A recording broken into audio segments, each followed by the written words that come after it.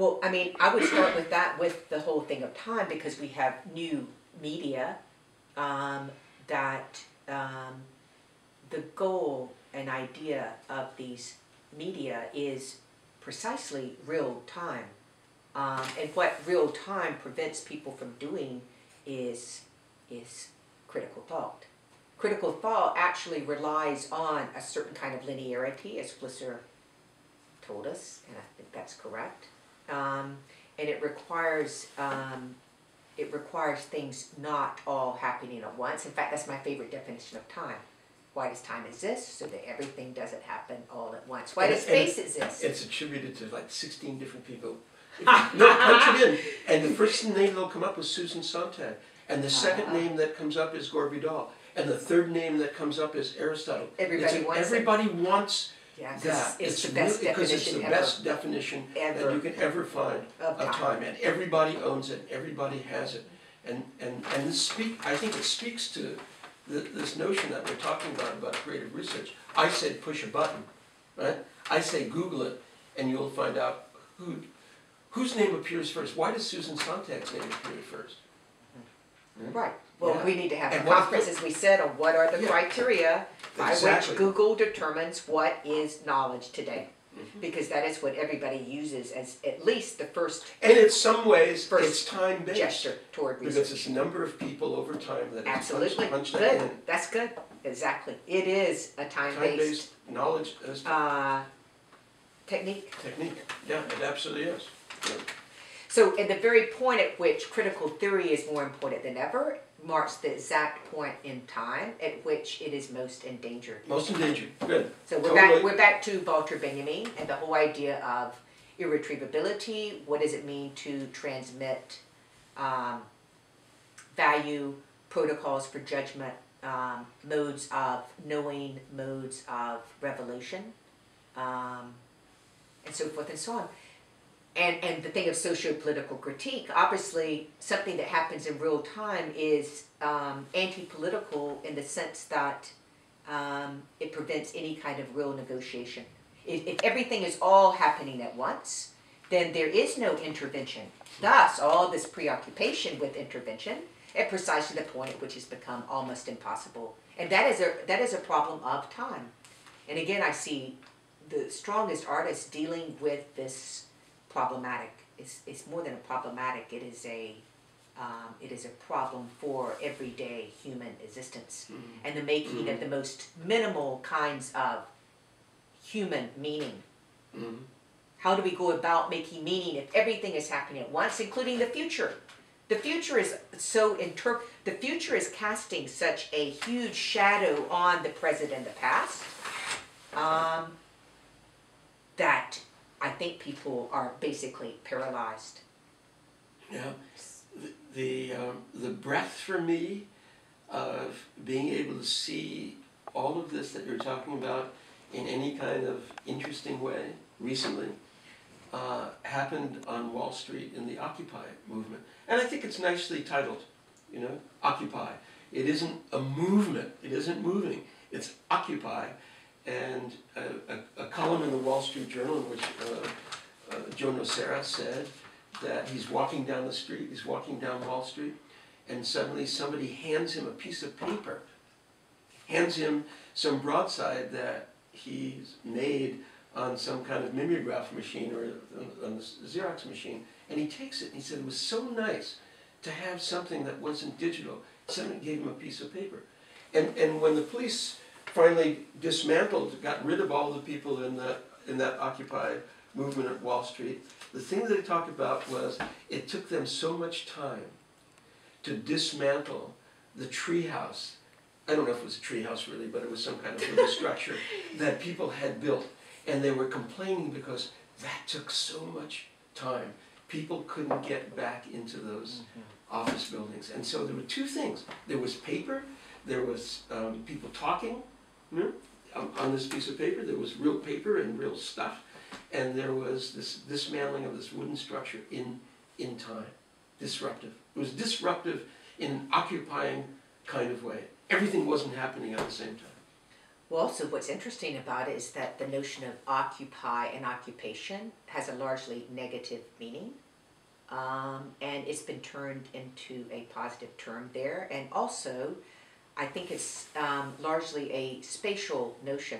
One thinks of occupying space. Absolutely. Not occupying time. No, not occupying time, no. So this kind of re-spatialization of politics is inherent, I think, in the word itself. I remember flying, in Europe, and if you leave the plane, where it stops someplace, you give up your seat and you want to come back, you get a little sign that says, ocupado, when you travel in South America or in Mexico. You've taken up space, and you will be back to take up that space again. It's a spatial term. Yeah. In a time in which space has been, to no small degree, eliminated. Yeah. So this notion of creative research.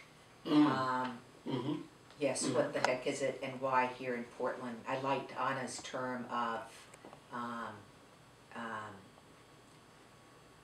intellectual ecology.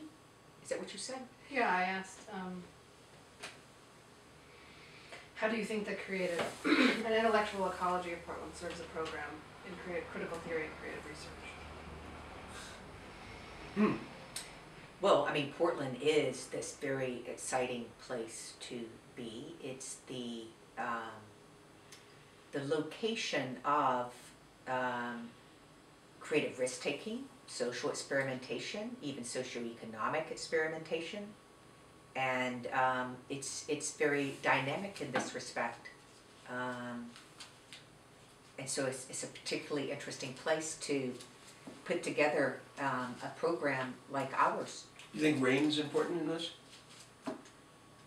Yes. In the sense that it induces a certain kind of solitude. Yeah, I think that's right. Yeah. And then there are public seasons in Portland. There are public seasons. There are public seasons and seasons for solitude, the kind of solitude necessary to think about the world in order to return to it, reconfigured, transfigured. At any rate, this thing of creative research is very, very important, and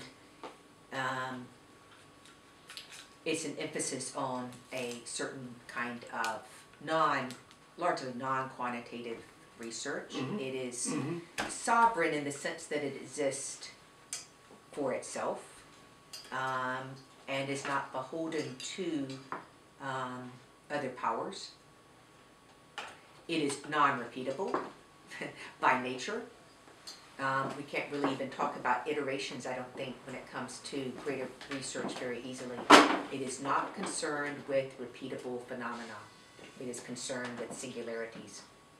It is concerned with the making of human meaning. It's concerned with the making of human meaning, right? What does it mean to make meaning? What is the task of humanization in an age of post-humanism? And again, not only post-humanism, but oftentimes a non-apologetic anti-humanism. An actual imagining of the world without us and a rehearsal for a world without us. So that's one of the, I think, major preoccupations of the program, major concerns and goals of the program is to develop a new system of ethics in the wake of the demise of what we call humanism. And I don't see anything taking its place as of now. We can have a worldism, but that is also that's not precisely human either. And what's so great anyway about being human? That's the question actually that I think people are posing either explicitly or tacitly. What's so great about being human? Why would we want to keep that kind of thing up? That's a major question that has to be answered. On that note. So exciting. That's a tough one. You know, when and there's a certain moment when process with that. And Is this going to be a? one of the characters says to the other, "What? Why are you so upset?" I mean, she's saying, Right. What's so great about?" Thank Yes. God it's over. Yeah. I mean, the world. She says the world is evil. Mhm. You know, what's the point? You know, that's pretty heavy duty. You know, seriously, and there are two little kids living in this house, right? You're weird. Well, I mean, also, I think that's interesting in the sense that, Yeah, I am obsessed with it in a certain way, you know, because I think it does speak to what we're talking about. I really do. I do You know? too, and in the sense that also that humanism in some way was dependent on the notion of individuals who earned the right to some kind of inner life. And what we have now is actually, I think, a valorization of various forms of collectivism. And so this is part of the challenge. We have online collectivism. We have all kinds of collectivism in the form of hive mind and massive multiplayer Maya and so forth and so on. And these are technologically induced forms of behavior. So how closely were individualism and humanism related? Well, yeah, and we, you know, I hear people saying this all the time about people are more and more incompetent. Machines are making them blah blah and blah blah, you know, and they get this incompetence and all. But I think there's something more going on than that, and I think it is this draining away of humanness, you know, this draining away of what this humanist movement has been all about, and there's a setting in, I think, of a kind of nastiness, a kind of edge that I think is profound. That speaks to the end of something. It's very dark for me. It's really dark for me. Well- And you know, and we said this once before. I think this program is in itself, I said it this morning, a kind of intervention. You know, in the Definitely. face of all of this, it itself is an intervening. I don't know what forms intervention can take, but I think what I hope is that this will be one form of it.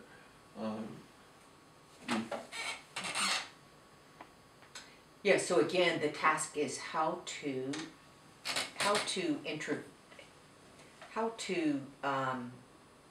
create spaces, maybe what even Bachelard calls formative carnal space, back into the world of humans,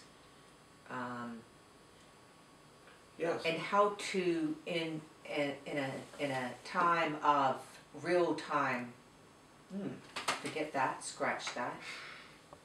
In an era in which real time media are again the ideal and increasingly the practice, how to reintroduce spaces for critical Yeah, thought. see, that's good.